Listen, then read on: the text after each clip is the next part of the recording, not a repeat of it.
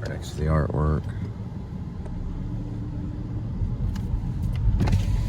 And this is, I don't know what this is right here. It's kind of tavern.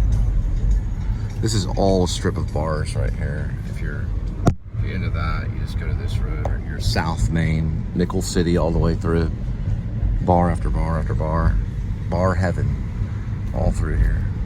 Another bar, bar over there, another bar. Southside Cellar.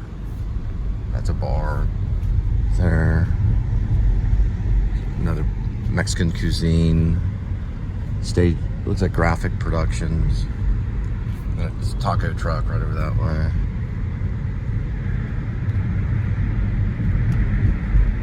Put on, I think it's a New Dawn Fades or something like that. It's a New Order song. I'll give you the correct title in a minute, but it's one of their classic songs.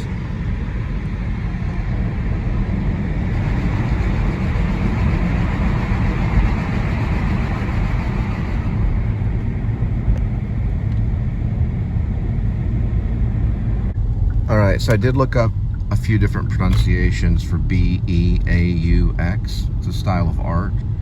And Beaux-Arts was one of them. Another one was Beaux-Arts. Beaux-Arts, I think, is one pronunciation. But what it is it's 3 different types of architecture. One of them is going to be known as French Neoclassic. The second is going to be Renaissance and then Baroque. And that's what they combined, all 3 of those, for the United States Postal Office, which was made in 1931 and went into service in 1933. Wyatt C. Hedrick was the architect. He was a guy from, I believe, the Carolinas. And he did other work too, but you can see all 3 of them, and it's called Beaux-Arts. The type of architecture, B-E-A-U-X. There's a few different pronunciations for it. It's a 3-story building, and it is rectangular. Also, it entered the National Register, I believe in 1985. I'll do fact checks on that. And it is Fort Worth, well, the Fort Worth area. It is most endangered place. Or it's on one of the lists for the most endangered places. And that's some facts about the United States Postal Office, or the United States Post Office, UPS, or United States USPS, I guess is what they say. United States Postal Service, they say USPS, or the United States Postal Office is what that was. Now I'm probably going to see if I can seek out some information on the Masonic Temple, which I don't know if it's on Wiki, and if it's not on Wiki, then usually I fact checked everything. I don't know anything about it. It's on Henderson and Lancaster, and people do work there, and I guess it's part of the Masons, the Masonic tribe of people. They're closed right now. There's no one in or out right now. The other day they were doing work on it. They were working inside of it. And that's probably got some classic architecture as well. All right, we can see the fair. That would be the stock show fair going on right now. The stock show is very busy. Parking is $17 right now. So it's a pretty good business to get into. Not as good as the theater business, because the theater business is $45 a ticket, Stage West, and almost $50 a ticket at Casa Mañana. I'm totally becoming a playwright after the screenplay business. I'm gonna go back to the theater and turn in UHM as a play. It's loosely based on Linda and my life, and it's a dream play. But the word UHM is another way of saying and it also has vloggers in it. So I've addressed the vlogging phenomenon. I put different vloggers that either that I've seen or watched or have inspired, or that I've kind of come across in my life. They're not really in the play. There is one vlogger that actually comes in the play, very similar to Cowboy Mouth when the lobster comes in. You know, the lobster man in Cowboy Mouth, if you know Sam Shepard. He just kind of comes in, and he's loosely based on Cash Jordan, but it's not the same name as Cash Jordan. I changed the name to Cash Gordon. And there's a few other vloggers in it too. I'm probably going to have to change the name of one vlogger because I asked to use some of the dialogue from a certain vlog. I don't know if you can do that in a play. I can. Whether the person comes and shuts me down, who cares, you know? That's their prerogative if they're into doing that kind of stuff. I know Edward Albee was. Then Fort Worth murals right here. And that's the play right there. Well, that's the fair, but it's kind of like a play. All right, so fair's pretty active. You can see all the beautiful lights, all the fun stuff. We will only be seeing it from the outside, from this distance. It does look kind of good, though. I mean, it looks fanciful, you know, for a fair. Merry and happy. All right, next delivery, 7:56 arrival, 9 minutes, 3.5 miles. Stock show parking, $17.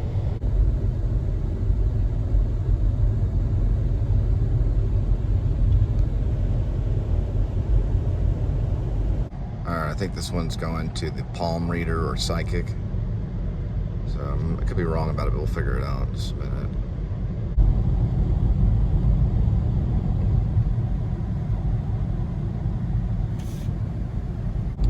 Yeah, it looks like I was right. Yeah, it's a palm reader off of Hemphill.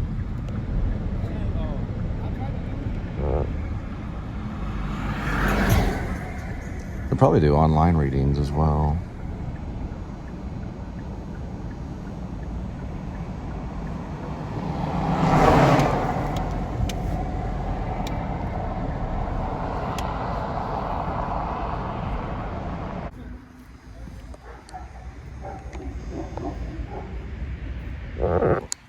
So it looks like she provides pricing on different types of readings, something to do with chakras and things like that. They'll do like different kinds of gifts and things like that, and readings and stuff. I personally don't do that, but I know that a lot of people do, you know, and like I'm not like against it or anything like that, but I can do that stuff, you know, if I have to do something like that, do it myself or whatever, you know.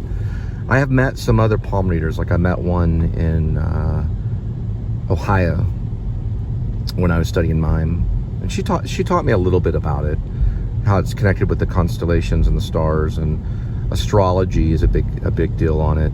And they do have a method and a strategy that they all usually encompass. It's usually kind of the same. She's very nice, but I think their prices are reasonable. I really don't know to compare it with other palm readers, but it's right here off of Hemphill. I mean, it's very easy to find. And, you know, it's a business. Now, I have met another palm reader that's in an apartment, and, you know, this was just a delivery I did through the gig economy. I think it was probably maybe Favor or something like that. And it was just in an apartment, you know. So really anyone that knows how to do it can just go into business. It's their own thing, you know. It's a spirituality, I guess, side.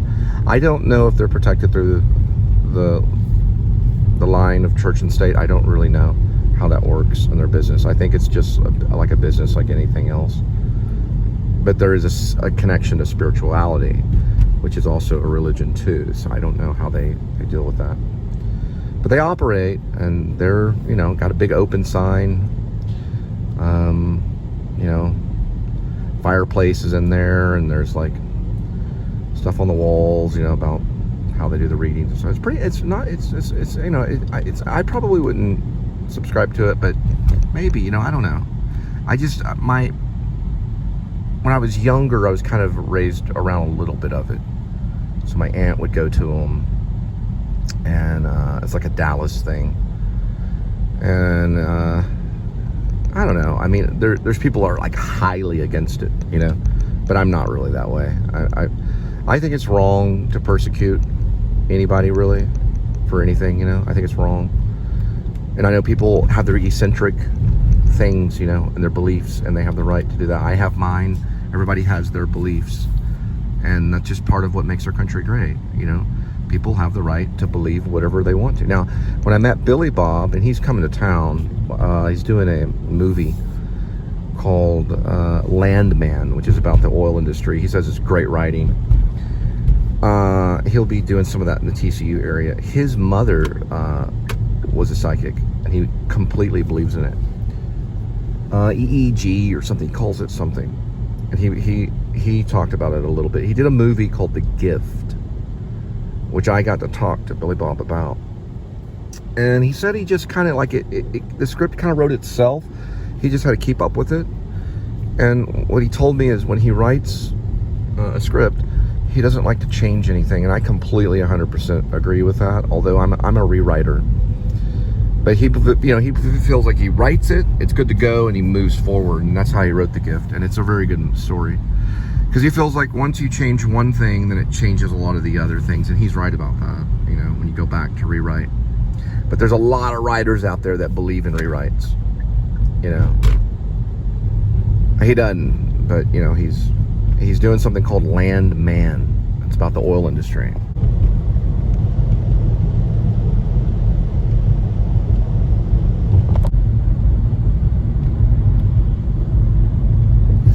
I do like the fact, though, when we're talking about palm readers, that Paul Reubens included it in his story, Pee-wee's Big Adventure. It was like the inciting incident, if you know what that means in a play. So it sets him forward in motion because he doesn't know where to go once he loses his bike. He doesn't know what to do. He's running in an alleyway, and these people are approaching him because he's weak and upset. They go, "Hey, we don't like your kind around here," and he goes, and then he runs into this palm reader lady that tells him that the bike is in the basement of the Alamo, and takes his money and stuff. And I think his wallet. I think it's when he loses his wallet. He's like, he goes, he meets, well, not Diane, but Simone. He has to do the dishes. I don't know. It's just a stock character, It's not in a lot of movies, but in a few. It's just it sets him forward in motion, because it gives him purpose, and he knows that if he goes to the Alamo, he'll be able to find his bike in the basement, and he'll recover it. And then we learn that there's no basement in the Alamo, And so the story goes to another direction. He's got to go back to Hollywood to find his bike because he sees it on a television thing. All right, guys, a little rainy out tonight, January 24th, 2024. Nailed it. There's Kitty. And we're going to head back, see how Linda rebuilt the ice cream truck for Kitty. I don't know. She said she was going to try to glue it all together. But we made an agreement that we thought that the scratching pad was worth it's like a $7 scratching pad. So the whole thing's $9.99 or something. Kitty enjoyed it for a little while and then tore it all up. So, I don't know. We'll hang on to the cardboard ice cream cat house for, I don't know, a while. And maybe the scratching post. So I'm going to head back to see Linda and Kitty.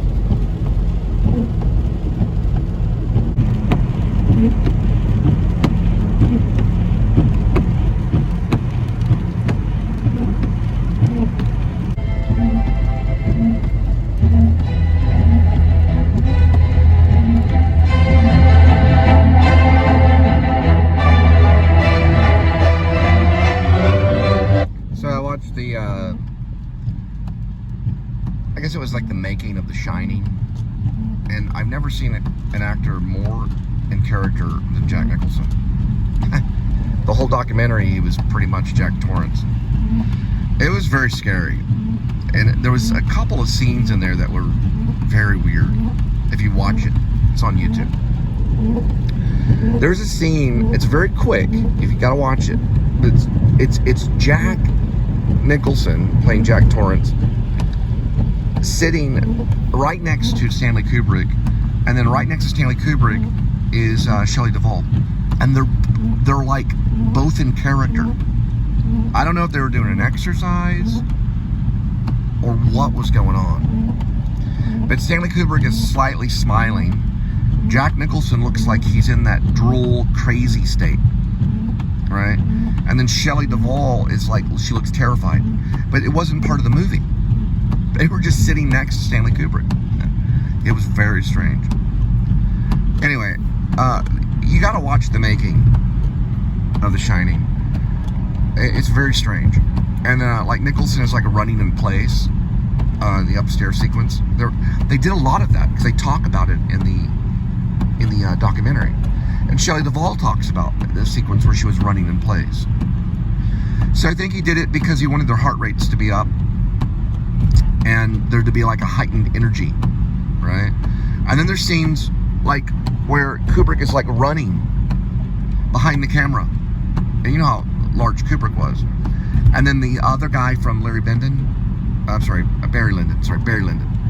The young guy from Barry Lyndon that played one of the son characters or whatever, he ended up inheriting a lot of Kubrick stuff. And also was kind of a guardian of The Shining. He is like there in every scene. I can't think of his name. But he's running behind the camera, keeping up with Danny Lloyd, who is the, who plays Danny. That's weird. But Jack Nicholson played Jack Torrance. Danny Lloyd played Danny Torrance. Shelley Duvall played Wendy. But they're all like, it's like this theater thing going on. They're all running around and all this. It's just really crazy. Supposedly the rumor is he did hundreds of takes for one scene. You know, this stuff never happens anymore. Most people just do like 3 takes. But it was supposed to be like a torturous set and everything, and it was like a torturous moment in cinema where it was just like really drawn out and crazy. But Kubrick always talked kind of like in this very calm voice like this, you know. It was very, you know, Shelley, that looks very fake. You know, when you do that, when you jump like this, it looks, when you're jumping back like that, it looks very fake. You know, he wasn't like yelling and screaming. But there was times where they said that he was. They didn't get it all on you know, the documentary. But they said that he was passionate, you know, on the set. Like he would get upset. They do show him getting a little upset with some technical stuff.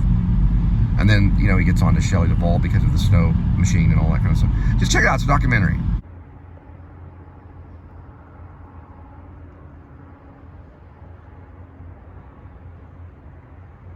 Oop, there he is. Step back. All right. Here we go.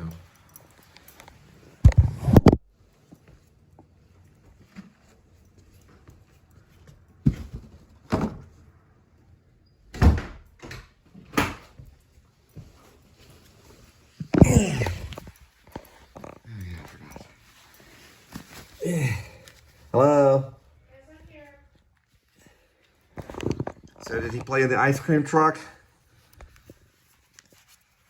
He ate it. He tore it up? Yeah, he ate it. He ate it? The ice cream truck? Yeah. The whole thing? I don't believe you. I don't think he could.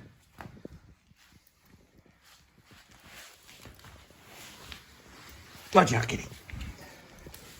Oh, you okay? Sorry about that. Did you get rid of it? No, it's in the closet. Oh, there you are. Hey there. Are you watching something? It's in the closet? Yes, it's in the closet. Okay. I was going over his scratching band. Scratching post? Oh, he hit it? Did it go underneath the TV? Oh, yeah. I'll go in there. I'll crawl under there and get it. Yeah, I probably... He just ran into the shot. I think Kitty's understanding the camera. Yeah, it's under there. Okay. I see the tail end of it. Oh, he still got this one. Oh, you know what? He has hit it. It might be under the couch. Or under this thing right here. You think it's under the couch? Yeah, it is. He pushed it under the couch. All right, kitty. Do you want food? There it is. Right on time.